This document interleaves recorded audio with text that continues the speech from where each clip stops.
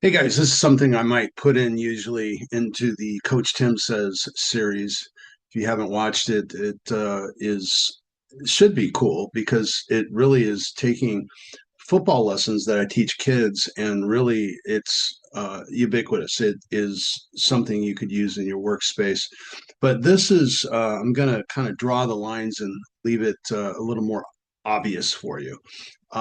In this, Coach Tim says, I tell kids if they want to get into the game, they need to make me and their position coach trust them.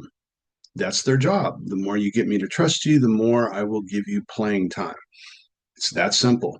So, how's that work in your world in the internet? Your job is to make your content and you be trustworthy to the social platforms and most of all to the Lord God of the internet, Google.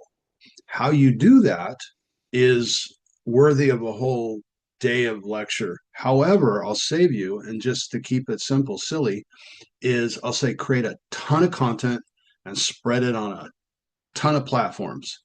Rinse and repeat over and over and over. I just put a talk, a walk, one of my step talks basically said that. But that's why you're getting Google to trust you, i.e., the AI to trust you. Coach Tim out.